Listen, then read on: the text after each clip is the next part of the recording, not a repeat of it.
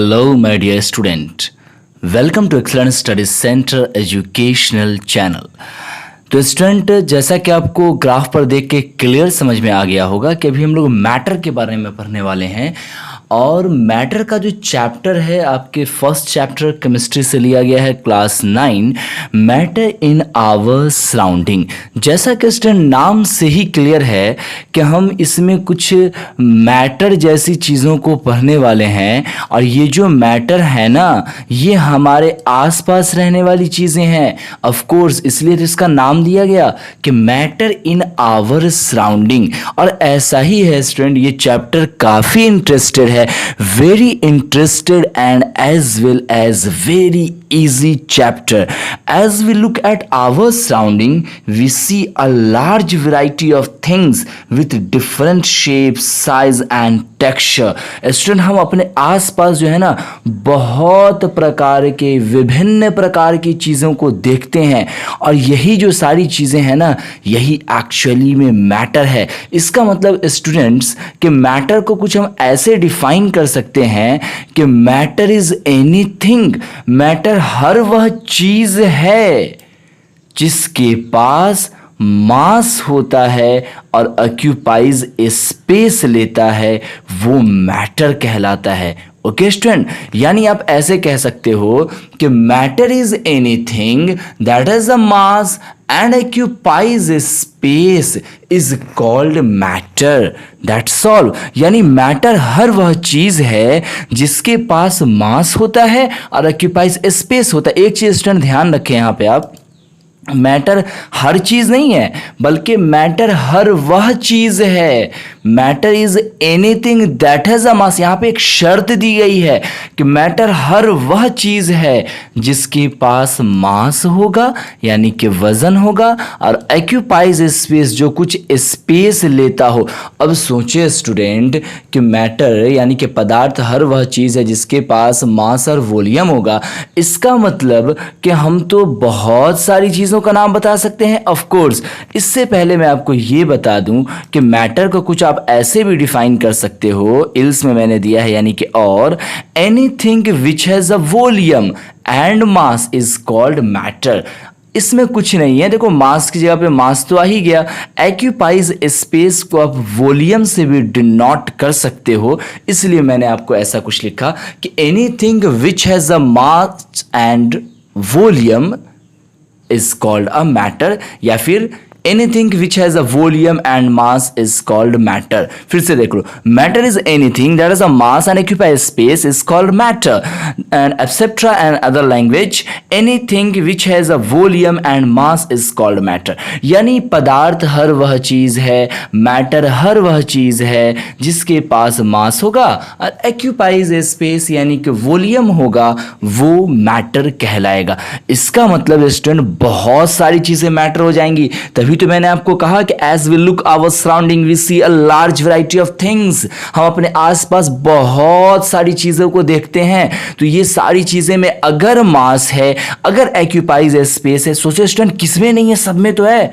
Even आप अगर classroom में बैठे हो, अगर आप मोबाइल से पढ़ रहे हो तो क्या मोबाइल में मास है? क्या मोबाइल का वेट होता है? ऑफ कोर्स होता है। क्या मोबाइल कुछ स्पेस लेता है? कहीं पे आप रखते हो तो कुछ जगह तो लेता है ना, वो उसके तो वॉल्यूम्स तो होते हैं ना, जगह तो छेकता है ना। तो ऑफ कोर्स ये एक्यूपाइज स्पेस और वॉल्यूम को ही फॉलो कर रहा है, मतलब कि ये मैटर हुआ। आप जिस चीज पे खुद बैठे हो बेंच पर या फिर अपने बेड पर, तो आपका भी तो वेट है ना, आप भी तो स्पेस दे रहे हो, तो आप भी मैटर हुए स्टूडेंट्स। इवन आप अपने आसपास जितनी भी सारी चीज़ें देख रहे हो वो भी मैटर है। बेंच हो गया, आपका क्लासरूम हो गया, उसी तरह से आप जिस चीज़ पर बैठ के पढ़ रहे हो वो भी मैटर है। मोबाइल भी मैटर है, आपकी जो बाईसाइकिल है यानी कि साइकिल वो भी मैटर है, मोटरसाइकिल वो भी मैटर है ना। तो ये सारी चीज़ें जिसके पास भी मास होगा और ऑक्यूपाइज स्पेस होगा वो क्या कहलाएगा?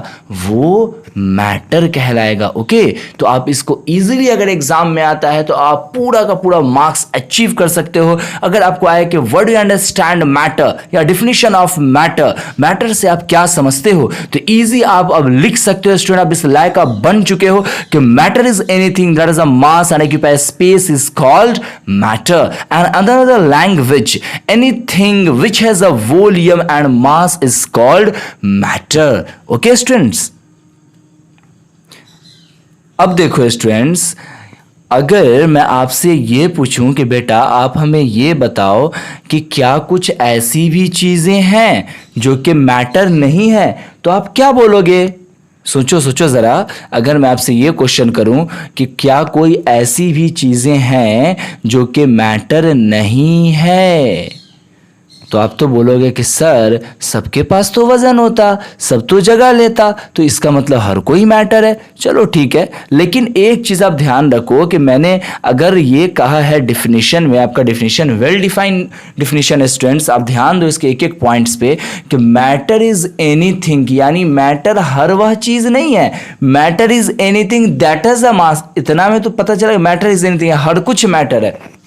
लेकिन आगे देखो, दैट हैज मास, यानी जिसके पास, यानी शर्त दी गई। इसका मतलब ये हुआ कि वैसी चीजें जो इस शर्त को, यानी मास और ऑक्यूपाइज स्पेस यानी वॉल्यूम वाले शर्त को अगर फॉलो नहीं कर रहा है तो वो चीज मैटर नहीं है। ऑफ कोर्स इसका मतलब हमें वो चीज तलाशनी होगी जिसके पास मास नहीं होता, ऑक्यूपाइज स्पेस नहीं होता, वो मैटर है। तो जरा सा आप सोचो और सोच के हमें बताओ कि आखिर ऐसी कौन सी चीजें हैं। मैं आपको होल्ड करता हूं कुछ सेकंड, आप सोचो कि आखिर वो कौन सी चीजें हैं जिसके पास मास नहीं होता, ऑक्यूपाइज स्पेस नहीं होता, वॉल्यूम नहीं होता, तो वही मैटर हो जाएगा ऑफ कोर्स। तो जरा सोचो। ओके स्टूडेंट, आपने सोच लिया होगा, अब हमें थोड़ा सा बताने का प्रयास करो। हाँ शुभम कुमार, आप बताइए मैटर कौन ऐसी चीज है जो मैटर नहीं होंगी? Kindly, lovely. Oh very good. देखो इन्होंने क्या बताया कि जो मैटर है, मैटर वो चीज, जैसे कि इन्होंने बताया काइंडली, लवली, लव। आप सोचो स्टूडेंट्स, आपने बचपन में मम्मी से जो है ना काफी दुलार प्यार किया होगा, तो अगर आपसे ये मम्मी जी पूछ देती या मैं अभी आपसे पूछ दूं कि आप मम्मी से कितना प्यार करते थे या कितना प्यार करते हो, तो क्या आप अपने प्यार को, आप अपने लव को किलो में बता सकते हो, केजी में बता सकते हो, ग्राम में बता सकते हो, कोई यूनिट दे सकते हो? नहीं दे सकते ना। मतलब कि इसके पास कोई मास नहीं होता और वो कोई जगह भी तो नहीं लेता। अब तक कोई ऐसा साइंस में कोई इजाद नहीं हुई, कोई चीज़ें ऐसी नहीं बनी, कोई यंत्र ऐसी नहीं बनी जिसके बेसिस पे हम ये समझ पाएँ कि हम, हमारे जो दिल में किसी के लिए जो लव है, जो लव पेशेंस है, वो कितना है। हम सिर्फ बोलते हैं कि हमें तुमसे बहुत प्यार है, लेकिन कितना प्यार है ये तो बता पाना बड़ा मुश्किल है, क्योंकि कोई यूनिट हमारे पास इसके माप के लिए है नहीं। मतलब कि नहीं इसका मास होता और नहीं ये कोई जगह लेता है, तो ये भी एक मैटर नहीं है। उसी तरह से बहुत सारी चीजें हैं, मैंने यहां पे दे रखा है। नॉन मैटर, फ्रेंडशिप, आपका अगर कोई दोस्त है, बॉयफ्रेंड, गर्लफ्रेंड, जो भी है, तो क्या आप उसके साथ बता सकते हो कि मेरे तेरे से इतनी ज्यादा चाहत है, 2 किलो 3 किलो 4 किलो 5 किलो, या वो इतना जगह ले रहा है? ऑफ कोर्स ऐसा नहीं हो सकता ना। उसी तरह से love, honesty, ideas, smell, taste, etcetera, बहुत सारी चीजें हो जाएंगी जिनमें मास और ऑक्यूपाइज स्पेस नहीं होता, वो सारी चीजें नॉन मैटर कहलाएंगी। ओके स्टूडेंट्स, अब हम बात करते हैं स्टेट ऑफ पार्ट। अच्छा एक चीज मैं यहां पे एक और फिर मैं बता दूं कि अक्सर यहाँ पे बच्चे एक चीज़ गलती करते हैं कि वो ये बोलते हैं कि सर एयर भी तो नॉन मैटर है। हालांकि एयर नॉन मैटर कैसे हुआ, ज़रा सोचो कि अगर आप एयर को अगर आप बलून में रखते हो तो क्या होता है, बलून का कुछ स्पेस ले लेता है और उसको आप मापोगे तो जो उसका बहुत ही एक यूनिट पॉइंट पे आता है मापने के लिए, तो आप उसको मापोगे तो उसका वेट भी बलून का बढ़ जाता है। अच्छा आप उसी एयर को अगर आप अपने बाईसाइकिल में अगर भरते हो चक्के में तो क्या होता है, चक्के का जो वजन है वो पहले से भारी हो जाता है। कुछ लोग बलून के बारे में भी बोलते हैं। तो सोचो कि बलून अगर पिचका है तो ठीक है, उसमें जहां आप एयर देते हो तो वो फूल के क्या होता है, उसका जो आकार है वो बढ़ जाता है, मतलब वो एक्यूपाइज स्पेस ले रहा है, स्पेस में उसकी बढ़ोतरी हो रही है, अब वो स्पेस ऑलरेडी ले रहा है। इसका मतलब कि ये चीज़ें मैटर नहीं हो जाएंगी, वो सारी चीज़ें नॉन मैटर कहलाएंगी। सॉरी, वो तो मैटर तो होंगे, यानी कि नॉन मैटर नहीं होंगी बलून, और वो सारी चीज़ें नॉन मैटर कहलाएंगी जिसके पास पूरा का पूरा नहीं मास हो रहा हो, नहीं एक्यूपाइज स्पेस एंड वॉल्यूम, तो वो चीज़ें नॉन मैटर कहलाएंगी। जैसे कि यहाँ पे आपको मैंने अभी अभी बताया, ये चीज़ें आपको कहलाएंगी नॉन मैटर। और भी इसी तरह से चीज़ें हो सकती हैं, आप थोड़ा सा देखो समझो और हमें कमेंट बॉक्स में बताना कि और वो कौन कौन सी चीज़ें हो सकती हैं जो कि नॉन मैटर कहलाएंगी। ओके, हमें आपका कमेंट का इंतज़ार रहेगा। चलो स्टूडेंट्स, अब आप इतना तो लायक बन ही गए हो ना कि आप इजीली आप इसको कवर कर सकते हो, समझ सकते हो कि भैया मैटर क्या है। अब आसानी के साथ आप एग्जाम में लिख सकते हो। अब हम दूसरी ओर बढ़ते हैं, मैटर की ओर। अब देखो मैटर में आप बात कर लेते हैं स्टेट ऑफ मैटर। देखो मैटर जो है ना वो कई तरह के हो सकते हैं, तो हम सबसे पहले देख लेते हैं। देखो मैटर को तो मैंने आपको फिजिकल और केमिकल अलग अलग एस्पेक्ट्स में बता सकता हूँ, आपको सेकेंड पार्ट में मैंने बताना है, लेकिन अभी अभी हम बात कर लेते हैं सिर्फ और सिर्फ different type of matter around us, जो हमारे आसपास जो अलग अलग प्रकार की जो चीज़ें पाई जाती हैं। तो कॉमन कॉमन चीजें यहां पर हम देख लेते हैं, और फिर जब इस लायक हो जाओगे कि आप और भी चीजों को समझ सको, इस चैप्टर के और भी पार्ट्स को, तो मैं सेकंड पार्ट्स में वो सारी चीजें मैं आपको फिर अलग से मैं केमिकल और फिजिकल स्टेट की मैं बात करूंगा। ओके, तो अभी हम बात कर लेते हैं कि matter can be divided into 3 groups. Matter को हम 3 तरह से डिवाइड कर सकते हैं, उसको ग्रुप में ला सकते हैं on the basis of physical state. Physical state के एस्पेक्ट्स में यहां पे मैं बात कर रहा हूं, नॉन केमिकल एस्पेक्ट्स ऑफ, वो सेकेंड पार्ट में मैंने आपको देना है। तो यहां पे अगर फिजिकल स्टेट की एस्पेक्ट्स में अगर बात की जाए स्टूडेंट मैटर की, तो matter are classified into 3 types, solid, liquid and gas. Okay, तो हम 3 तरह की चीजों को देखते हैं कि कुछ जो मैटर है वो सॉलिड हो सकता, अन्यथा कुछ मैटर लिक्विड और गैस भी हो सकते हैं। तो अब देखो, सबसे पहले अगर आपके माइंड में आ रहा होगा कि सॉलिड क्या है, तो नो डाउट इतना तो आप जानते ही हो कि जो चीजें ठोस है ना वो सॉलिड कहलाती हैं, है ना। जो भी चीजें जैसे कि आयरन, रॉक्स एक्सेट्रा। लेकिन एग्जैक्टली इसे हम कैसे डिफाइन करें ताकि एग्जाम में आप इसको लिख सको और मार्क्स को अचीव कर सको, तो आप कुछ ऐसा लिख सकते हो कि solid which has a definite shape and a volume. Solid which has अ, यानी सॉलिड के पास क्या होता है, डिफिनिट शेप होता है और वॉल्यूम होता है। ये डिफिनिट शेप और वॉल्यूम के होते हैं, यानी इनके पास एकदम निश्चित शेप होता है और वॉल्यूम होता है। यानी इसे आप अगर चाहो, ऐसा नहीं है कि अगर आपने अगर जैसे मान रखो मोबाइल फोन क्या है, मोबाइल फोन आपका सॉलिड का एग्जांपल है। आपने उसको लगाया चार्ज में, आपने रख दिया टेबल पर, सुबह में उठा तो मोबाइल आपका बड़ा हो गया हो, छोटा हो गया हो, उसके शेप में कोई तब्दीली आ गया हो, ऐसा तो नहीं होता ना। मतलब क्या कि डिफरेंट शेप होता है और वॉल्यूम भी उसका सेम होता है। तो इस तरह से सॉलिड के एग्जांपल आप ले सकते हो कि bench, bicycle and mobile.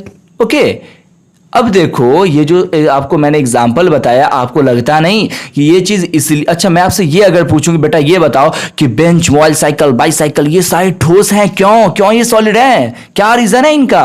Actually मामला ये है स्टूडेंट्स कि कोई भी चीज इसलिए सॉलिड कहलाता है, इसलिए सॉलिड होता है क्योंकि जो उसका जो नेचर है ना, जो उसकी जो बनावट है, वो उसमें देखो कोई भी चीज जो बना हुआ है वो एटम एंड मॉलिक्यूल से बना है, और जिन चीजों में जितना ज्यादा कंप्रेस होगा, जितने ज्यादा ठोस रूप में, जितने अच्छे रूप में, जितने घने रूप में आपको उसके इंटरमॉलिक्यूलर फोर्स उसमें कम होंगे, जितने ज़्यादा उसमें एटम्स बिल्कुल टाइटली पैक्ड होंगे, वो ज़्यादा उतना ज़्यादा ठोस होगा वो चीज़ें। तो आप इसको बोल सकते हो यहाँ पे स्ट्रॉन्ग पॉइंट के रूप में कि intermolecular force between the molecules is very strong. इनके बीच में जो इंटरमॉलिक्यूलर स्पेस होता है ना वो बहुत ही ज़्यादा स्ट्रॉन्ग होता है। जैसे कि मान रखो ये मैं अगर कोई मैं ब्लॉक एंड वुड ले रहा हूं, सपोज दैट मान रखो ये अगर कोई ब्लॉक एंड वुड है, ठीक है, और इसको भी मैं यहां से अगर कुछ ऐसे अगर ले लूं, ये मान रखो कि आपका कोई ब्लॉक एंड वुड। अब इसके अंदर जो है एक मान लो कि ये डॉट हुआ, ये डॉट हुआ, ये डॉट हुआ, ये डॉट हुआ। इसी तरह से अगर मैं बहुत सारे अगर मैं डॉट्स अगर ले लेता हूँ तो ये सारे डॉट्स के बीच जो स्पेस है वो बहुत ही कम होगा, बहुत ही कम होगा स्टूडेंट्स, बहुत कम। इवनली ये बहुत, इसके जो इंटरमॉलिक्यूलर स्पेस का मतलब क्या है, देखो एक ये पार्टिकल्स मान लो और दूसरा मान लेते हैं ये पार्टिकल, तो इन दोनों पार्टिकल्स के बीच जो स्पेस है वो बहुत ही कम होता है। इवनली आपको बहुत ही हाईली माइक्रोस्कोप के जरिए आप भी इसको देख सकते हो। तो अगर किसी चीज में ऐसा है ना तो समझ जाओ कि वो सॉलिड है, और जितना कम इंटरमॉलिक्यूलर स्पेस हो उतना ज्यादा ठोस होगा। जैसे मान लो कोई प्लास्टिक भी एक आपका क्या है, ठोस है। आप जो बोतल जो आप जिसमें पानी पीते वो भी एक ठोस है, लेकिन क्या वो उतना ठोस है जितना कि आयरन होता है, लोहा होता है? बिल्कुल नहीं है। इसका मतलब कि जो आयरन है, लोहा है, रॉक्स है, पत्थर है, इसमें जो इंटरमॉलिक्यूलर स्पेस है, एटम मॉलिक्यूल्स का जो ऑर्गेनाइजेशन है वो बहुत ही ज़्यादा टाइटली पैक्ड होता है, और जो चीज़ें जितनी ज़्यादा मुलायम होती हैं उसमें उतनी ज़्यादा कम होती हैं इंटरमॉलिक्यूलर स्पेस, यानी उसके कण जो आपस में बहुत हटे हटे रहते हैं। इसलिए मैंने एक लाइन लिखा कि intermolecular force between the molecules is very strong, बहुत ही ज़्यादा स्ट्रांग होता है आपस में। ओके, अब हम स्टूडेंट्स बात करेंगे लिक्विड की। तो लिक्विड को तो स्टूडेंट आप ऐसे डिफाइन कर ही सकते हो कि which has no definite shape but has a definite volume. देखो लिक्विड में क्या होता है, जैसे लिक्विड है क्या, वाटर है, ऑयल है, पेट्रोल है, ये सारी चीजें आपकी लिक्विड हैं, वाटर, ऑयल एंड पेट्रोल। तो सोचो कि जो वाटर और ऑयल, पेट्रोल या एक्सेट्रा इसी तरह की जो और चीजें हैं, क्या इसको अगर आप जमीन पे गिराते हो तो क्या ये कोई इसका डिफिनिट शेप होता है? जितनी बार गिरा होगा क्या एक ही तरह का? नहीं, कभी वो आपको एक हाथ भी आगे तक चला जाए, कभी वो आधा ही हाथ जाए, कभी वो किसी तरफ रुख को मोड़ ले, किसी तरफ को मोड़ ले। मतलब कि इसका जो है ना नहीं डिफिनिट शेप होता है, और लेकिन but has a definite volume, लेकिन इसका डिफिनिट वॉल्यूम होता है। वो कैसे कि सोचो कि जो आपका पानी है, अगर उस पानी को अगर आप डालते हो जैसे गिलास में तो वो गिलास का रूप ले लेता है, आप अपने बोतल में डालते हो तो बोतल का रूप ले लेता है। उसी तरह से आप किसी भी कंटेनर में अगर पानी को रखते हो तो वो उसका रूप ले लेता है, उसी के आकार में वो सेट कर जाता है। मतलब क्या कि उसका जो है जो शेप है वो तो सेम नहीं होता, लेकिन उसका जो वॉल्यूम है यानी जो उसका जगह लेने की जो क्षमता है वो सेम होती है। इस वजह से मैंने इसको ऐसे डिफाइन किया कि which has a no definite shape but has definite volume. ऐसा ही होता है ना स्टूडेंट, उसका डिफिनिट आपको शेप नहीं होता है लेकिन डिफिनिट वॉल्यूम जरूर होता है, यानी कि जो उसका आयतन जो ऑक्यूपाइज स्पेस है वो जिस चीज में रखो उसके ही शेप का वो हो जाता है, जैसे कि वाटर, ऑयल, पेट्रोल एक्सेट्रा। अब हम बात करेंगे गैस की। देखो गैस क्या होता है, जैसे एलपीजी गैस है तो क्या होता है, जैसे एयर है तो एयर को तो आप जिधर छोड़ो उधर चला गया, नहीं इसका कोई आपको कोई शेप होता है और नहीं ये कोई आपको स्पेस का कोई इसमें मतलब कोई शेप सर्टेन मामला है। तो इसका मतलब ऐसे बोल सकते हो कि गैस, जैसे कि आप मान रखो कि आप गैस को अगर आप मान रखो कंटेनर में आपका जो सिलेंडर है जिससे आप मम्मी जो खाना बनाती हैं यानी एलपीजी गैस है, तो एलपीजी गैस पूरे सिलेंडर में आप अगर 100 ग्राम अगर रखो तो, या फिर जितना रखाता है गैस आप 15-16 लीटर पूरा उतना रखो तो, लेकिन वो क्या होगा कि सर्टेन स्पेस नहीं होगा। वो आपको अगर 100 ग्राम भी अगर उसमें गैस रखते हो तो वो आपको पूरे में जो है ना घूमता हुआ नजर आएगा, कभी इधर कभी उधर, मतलब कि आपका वॉल्यूम उसका कभी इधर रहा कभी उधर रहा, वॉल्यूम भी उसका सेम नहीं होता है। लेकिन पानी को अगर रखते हो उसी में तो क्या पानी भी इधर उधर घूमता रहता है? ऐसा नहीं होता, वो एक सर्टेन एक जगह ले लेता है कोई, है ना। इसका मतलब क्या हुआ कि गैस को आप बोल सकते हो कि नेदर डिफिनिट शेप, यानी कभी भी डिफिनिट शेप और न ही डिफिनिट वॉल्यूम, यानी गैस का नहीं डिफिनिट शेप होता है और न ही डिफिनिट वॉल्यूम होता है, न ही निश्चित उसका कोई आकार होता है और न ही उसका कोई निश्चित आयतन होता है, तो वो गैस कहलाएगा, है ना। जैसे कि एग्जांपल ले सकते हो LPG, oxygen and nitrogen etcetera, और भी कई सारी चीज़ें हो जाएंगी। लिक्विड पेट्रोलियम गैस कहलाता है, यानी कि जो कुकिंग गैस होता है उसको एलपीजी गैस बोलते हैं ना। ऑक्सीजन जो हम लोग सांस ले रहे हैं, उसी तरह से नाइट्रोजन है, कार्बन डाइऑक्साइड है, आर्गन है, बहुत सारी गैसेज हैं जो कि आपको इस सारे के एग्जाम्पल है। अब स्टूडेंट्स हम बहुत ही स्ट्रॉन्ग टॉपिक को देखने वाले हैं, इवन ये आपके एग्जाम में 4 नंबर से 3 नंबर से 5 नंबर तक का भी आपको आ सकता है। तो प्लीज आप इस पे बहुत ही अच्छा से कॉन्स्टेंट करें, आप इसको बहुत ही अच्छी तरह से पढ़ें ताकि आप एग्जाम में ज्यादा से ज्यादा मार्क्स को अचीव कर सके। जैसा कि आपको यहां दिख गया होगा स्टेट चेंज ऑफ मैटर, यानी मैटर का स्टेट कैसे चेंज होता है। देखो स्टूडेंट, यहां पे मैंने लैंग्वेज जैसी चीजें की तो बात उतना नहीं की है, मैंने एक डायग्राम दिया है, यहां से आप खुद ही इसको देख के इजीली समझ सकते हो। मैंने आपको अभी भी पढ़ाया ना कि सॉलिड, लिक्विड और गैस, इसका लैंग्वेज आप खुद से लिख लेना और आप हमें व्हाट्सएप नंबर पे, जैसा कि ये नंबर हमारा व्हाट्सएप हो, आप इस पे हमें लिख के आप सेंड कर सकते हो इसका पूरा पूरा लैंग्वेज, या फिर आप कमेंट में भी आप हमें वहां बता सकते हो। चलो स्टूडेंट्स, अब हम बात करते हैं सॉलिड, लिक्विड, गैस के चेंज ऑफ मैटर। होता क्या है कि जैसे अगर सॉलिड की अगर बात की जाए तो सॉलिड को अगर हम हीट देंगे ना तो सॉलिड क्या होगा कि मेल्टिंग प्रोसेस करेगा और उस मेल्टिंग प्रोसेस के थ्रू वो लिक्विड में कन्वर्ट हो जाएगा। और जब यही लिक्विड को हम अगर हीट देते हैं तो वहां बॉइलिंग प्रोसेस शुरू हो जाता है, उस बॉइलिंग प्रोसेस के थ्रू वो गैस में कन्वर्ट हो जाता है। ओके, और जब हम गैस को जब हम कूल करते हैं, यानी उसे एक कांस्टेंट स्टेट में लाते हैं, तो वो प्रोसेस कहलाता है कंडेंसेशन। और कंडेंसेशन प्रोसेस के थ्रू जो गैस है वो कन्वर्ट हो जाता है लिक्विड में। और जब इस लिक्विड को जब हम कूल करते हैं, एक नॉर्मल स्टेज में लाते हैं, तो वो स्टेज कहलाता है, वो जो प्रक्रिया है वो कहलाती है फ्रीजिंग। यानी लिक्विड फ्रीजिंग प्रोसेस को एडजस्ट करके, उसको फॉलो करके फिर वो कन्वर्ट हो जाता है सॉलिड में। इस तरह से ये पूरा पूरा एक साइकिल बन जाता है। यानी ये जिस रूप से शुरू हुआ था उसी रूप में देखो ऐसे ऐसे होते हुए फिर सॉलिड में ही आ गया। यानी कि जो state of change of matter है, मैटर जो है अपने स्टेट को चेंज कर सकते हैं। और यही जो प्रक्रिया है, यही जो प्रोसेस है, वो क्या कहलाता है बताओ। अगर कोई चीज अगर अपने स्टेट को चेंज कर रहा है, चेंज करने का फिर वो पुनः अपनी अवस्था को प्राप्त कर ले रहा है, तो फिजिकल चेंज कहलाएगा या केमिकल चेंज कहलाएगा? फिजिकल चेंज कहलाएगा। क्यों फिजिकल चेंज कहलाएगा? फिजिकल चेंज का क्या डेफिनेशन है? ऐसी चीज जो दूसरी अवस्था में जाकर फिर अपनी अवस्था में चले, फिर अपनी अवस्था में आ जाती है, वो आपको फिजिकल चेंज कहलाती है।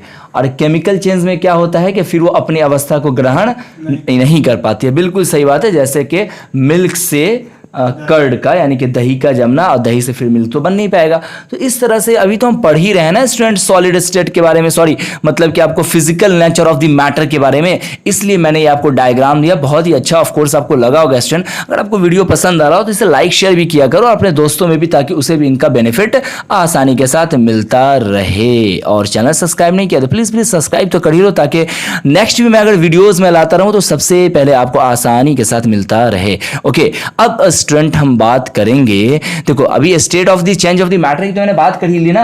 अब सोचो कि अगर एग्जाम में अगर आपको आ जाए कि इन तीनों में डिफरेंसेस क्या है, बेसिकली क्या डिफरेंसेस है भाई, ऐसा थोड़ी है कि सारी इक्वलिटीज हैं। तो ये जो अब जो मैं बताने वाला हूं ये भी आपको 5 नंबर में आ सकता है एग्जाम में। तो आप बिल्कुल हमारे साथ बने रहो। एग्जाम के टारगेट ऑफ द क्वेश्चंस के एस्पेक्ट्स में मैंने आपको नोट्स दे रहा है, तो बिल्कुल आप एक कांस्टेंट वॉल्यूम में आप बिल्कुल स्थिर अवस्था में बैठे रहो और बिल्कुल ध्यान से सुनो। अब जो मैं बताने जा रहा हूं ये अब तक का मोस्ट इंपॉर्टेंट टॉपिक है। वो क्या है? वो ये है सॉलिड, लिक्विड और गैस के बीच में डिफरेंशिएशन। हम कैसे साबित कर सकते हैं कि सॉलिड, लिक्विड, गैस एक दूसरे से भिन्न है। हालांकि डिफिनेशन के बेसिस पे एक एक आप पॉइंट्स तो कह लोगे, लेकिन अगर 5 नंबर का एग्जाम में आ रहा है तो इसको 5 पॉइंट्स तो लिखने पड़ेंगे ना। तो कैसे कैसे देखो, अब लिखने का भी एक तरीका, एक मेथड होनी चाहिए जिसपे आप मार्क्स ज्यादा से ज्यादा एग्जाम में आप ला सको और आपकी कॉपी जो है ना औरों से अलग हो।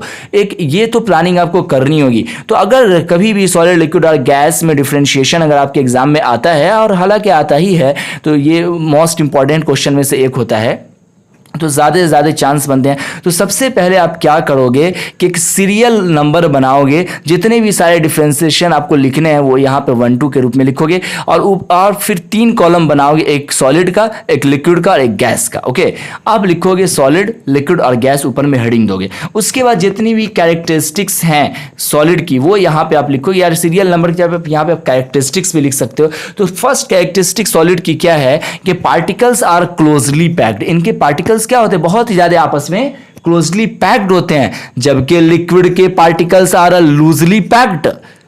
लिक्विड के जो पार्टिकल्स हैं वो तो लूजली पैक्ड होते हैं ना, इसलिए तो वो लिक्विड होता। और गैस का क्या होता है, particles are at a distinct sufficient, इसके जो पार्टिकल्स बहुत ही ज्यादा हटे हटे हटे हटे रहते हैं। ओके, अब हम बात करेंगे सॉलिड के दूसरे पॉइंट्स की। अट्रैक्शन फोर्सेस आर हाईली, इसके जो अट्रैक्शन फोर्स होते हैं वो हाईली होते हैं। अट्रैक्शन फोर्स का मतलब आकर्षण करने की क्षमता, आकर्षित एक दूसरे को अपनी तरफ लेने की आवश्यकता, यानी कि इनके बीच में जो मॉलिक्यूलर जो स्पेस पाए जाते हैं, मैंने बताया था ना, वो वेरी हाई होते हैं, यानी कि attraction force are highest. And liquid attraction force are the less than the solid, solid से इसमें थोड़ा सा लूज होता है, इसीलिए तो ये लिक्विड होता है।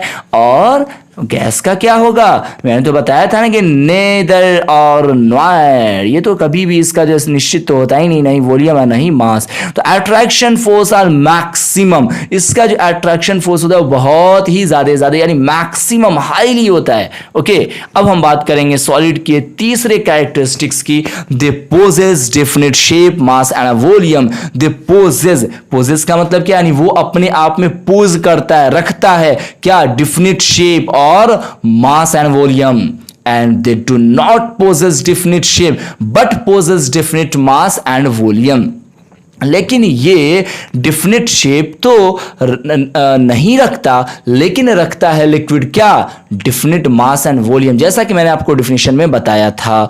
दे possess neither defined shape and not definite volume but possess defined mass, definite mass. सही बात है ना, गैस जो है ना तो उसका कोई शेप बराबर होता है, नहीं वॉल्यूम बराबर होता, लेकिन मास तो बराबर होता है। आप कहते हो ना कि जो गैस आपका है एलपीजी गैस, उसमें 15 या 16 लीटर जो भी होता है, उतना जो लीटर गैस है, या फिर आप जाते हो छोटा वाला गैस जिसमें आप रोशनी पाने के लिए जो छोटा वाला आप गैस से बोलते हैं ना, इसमें 5 लीटर या जितने का वो रहता है टैंक, उसमें आप इतना लीटर पर, मतलब क्या, उसका वजन तो हम निश्चित कर सकते हैं। तो आप इजिली कह सकते हो, लेकिन आप निश्चित नहीं कर सकते, तो क्या, शेप और वॉल्यूम।